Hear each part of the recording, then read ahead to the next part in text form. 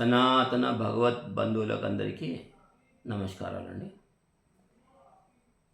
ఈరోజు భీష్ముడి చరిత్రలో మూడవ భాగము వినబోతున్నాం మనము.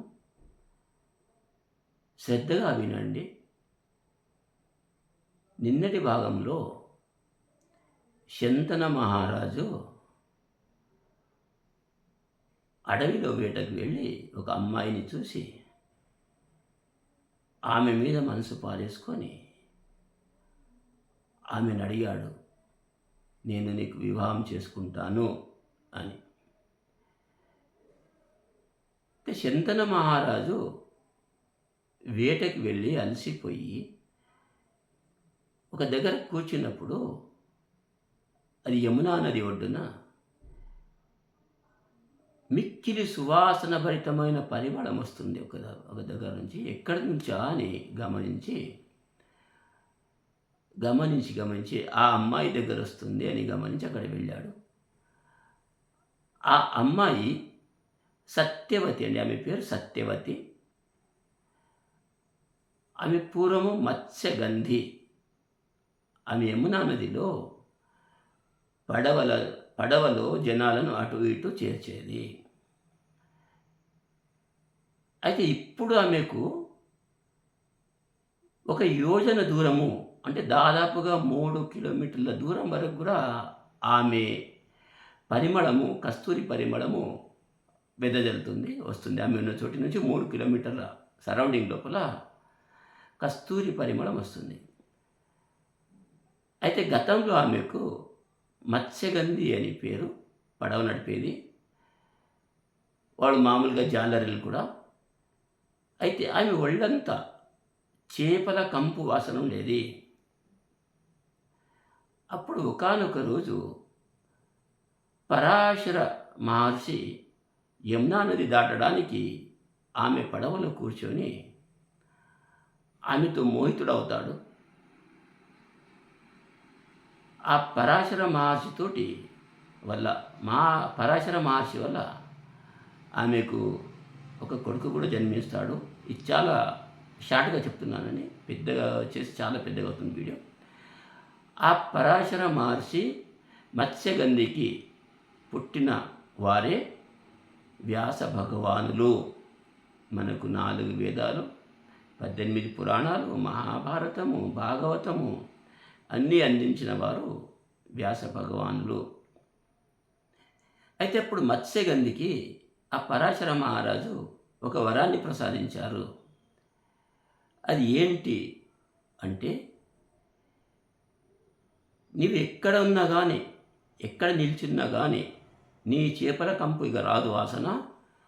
నీవు ఉన్న చోట నుంచి ఒక యోజన దూరం వరకు నీ చుట్టూ యోజన దూరం వరకు కస్తూరి పరిమళము వెదజల్లుతుంది. ఇది పరాశర మహర్షి ఆ అమ్మాయికి ఇచ్చిన వరము. ఆమె పేరు సత్యవతి అప్పటి నుంచి.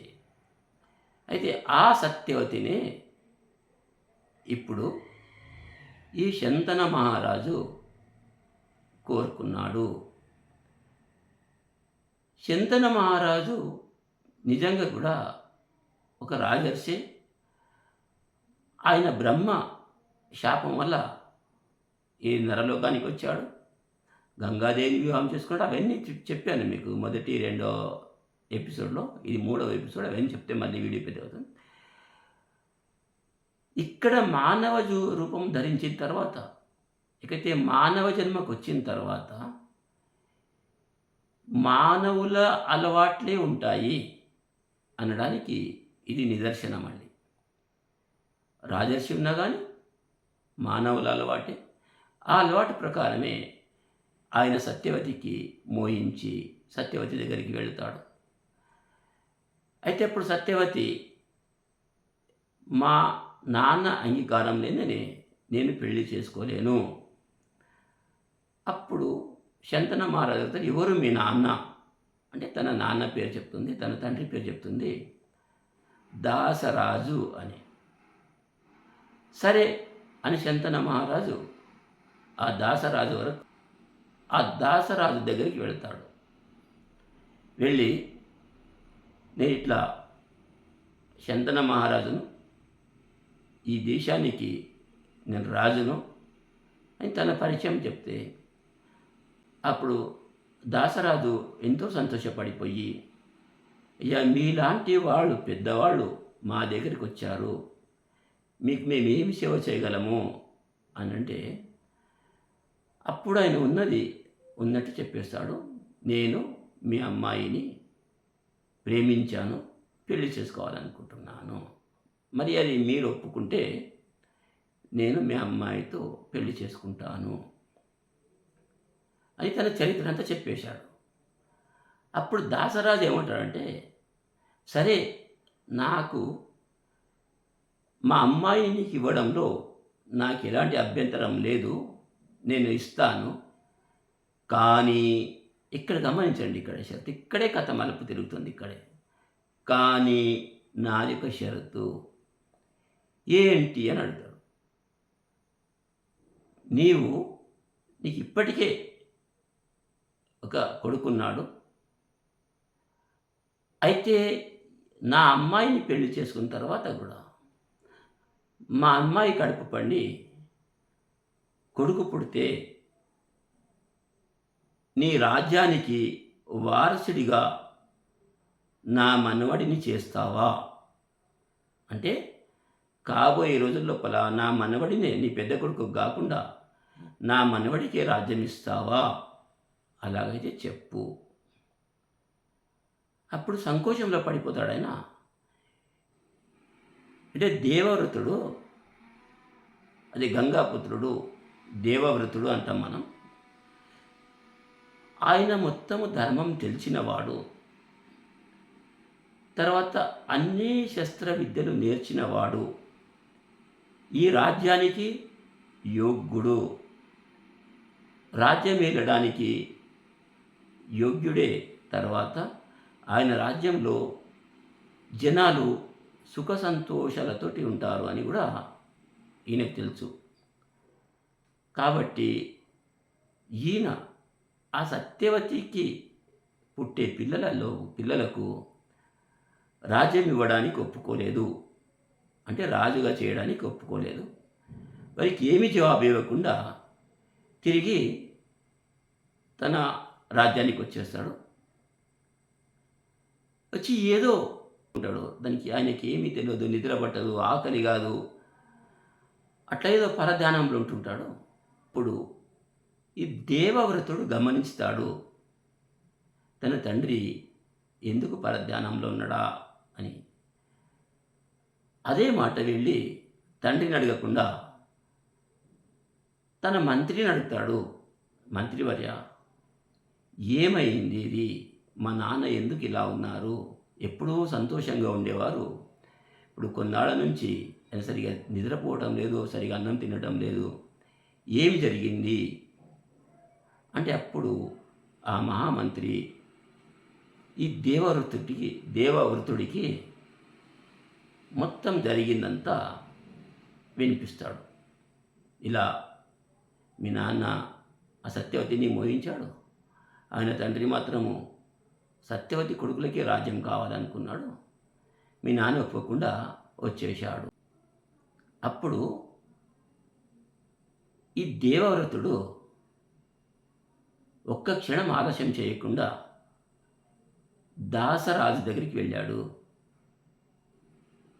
తన తండ్రి యొక్క కోరిక తీర్చడానికి దాసరాజుని వెళ్ళి అడిగాడు, నేను ఫలానా శంతన మహారాజు కొడుకుని, నేను యువరాజుని, మరి మీ అమ్మాయికి మా నాన్నగారు కోరుకున్నారు కాబట్టి మీరు మీ అమ్మాయికి ఇచ్చి మా నాన్నగారితో పెళ్లి జరిపించండి అని దాసరాజు. అప్పుడు దాసరాజు అదే షరతు మళ్ళీ వినిపిస్తాడు.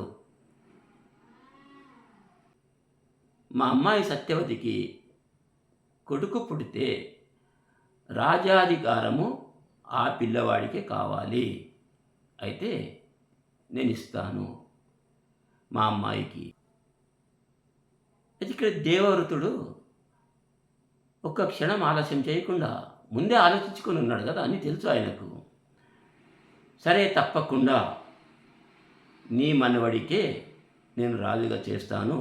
ఇది నా బాధ్యత. ఇది నేను చేస్తాను. అంటే అప్పుడు మళ్ళీ ఏమంటాడంటే దాసరాజు, సరేనయ్యా, నీవు చేస్తావు. నువ్వు సత్యవతికి పుట్టిన పిల్లలకు నువ్వు రాజుగా చేస్తావు, నువ్వు పక్కన ఉంటావు. కానీ రేపటికి నువ్వు పెళ్లి చేసుకుంటావు, నీకు పిల్లలు పుడతారు, నువ్వు మహా జ్ఞానివి, బలశాలివి. అయితే నీ పిల్లలు, నీకు కాబోయే పిల్లలు, నీకు పుట్టే పిల్లలు నీకంటే ఎంతో బలంగా ఉంటారు, నీకంటే ఎంతో జ్ఞానవంతులు. అప్పుడు ఈ సత్యవతి కొడుకులకు రాజ్యం ఇస్తారా? అది గ్యారెంటీ ఏముంది? ఏమి నమ్మకము? అంటే సత్యవతి కొడుకులు ఎలాగూ నీ పిల్లలంతా బలవంతులు ఉండారు, వీళ్ళకు పీక పిసికైనా నీ పిల్లలు రాజ్యం తీసుకోవచ్చు, ఎందుకంటే మీ హక్కు కాబట్టి. అంటే అప్పుడు దేవవ్రతుడు వెంటనే ఒక్క క్షణం ఆలస్యం చేయకుండా, నేను జీవితాంతము బ్రహ్మచారిగా ఉండిపోతాను అని భీష్మించాడండి. ఇక్కడ కరెక్ట్గా వినండి, ఇది మొత్తము నేను జీవితాంతము బ్రహ్మచారిగా ఉండిపోతాను అని భీష్మించాడు. అక్కడ భీష్మించాడు, ప్రతిజ్ఞ చేశాడు కాబట్టి ఈయన భీష్ముడు అయ్యాడప్పటి నుంచి. భీష్ముడు, భీష్మాచార్యుడు, భీష్మ పితామహుడు, ఇటు చాలా అంటాము. మరి భీష్మాచార్యుడు ఎందుకంటామో నేను రాబోయే ఎపిసోడ్లో చెప్తాను. మొత్తం ఒకేసారి చెప్పేస్తే ఎపిసోడ్ పెద్దగా అవుతుంది, వీడియో పెద్దగా అవుతుంది. తర్వాత వినేవాళ్ళకు మీకు కూడా ఒకేసారి చాలా చాలా చాలా వచ్చాయనుకోండి, అందులోపల గుర్తుంచుకోవడం కష్టమైపోతుంది. ఏదో ఒకటి 2 టాపిక్స్ అయితే మీరు బాగా గుర్తుంచగలుగుతారు. అయితే వీడియో కూడా చిన్నగా అవుతుంది, మీకు కూడా పెద్ద టైం వేస్ట్ కాదు. ఆ ఉద్దేశంతో వీడియో చిన్నగా చేస్తున్నాను. మరి దయచేసి మీకు తెలిసి ఉండొచ్చు భీష్మ చరిత్ర లేదని కాదు, కానీ మీ తోటి స్నేహితులకు తెలియడానికి ఇది ఒక 10 మందికి పంపండి. అలాగే నా ఈ బాలుష్ టెక్ అండ్ గురు ఛానల్ను సబ్స్క్రైబ్ చేసుకోండి. మరి మీకందరికీ ధన్యవాదాలు తెలుపుకుంటూ, వచ్చే వీడియోలో మరి ముందు ఏం జరిగిందో అది మీతో వివరించుకుంటూ ఈరోజు మీకు ధన్యవాదాలు తెలుపుకుంటూ ముగిస్తున్నాను.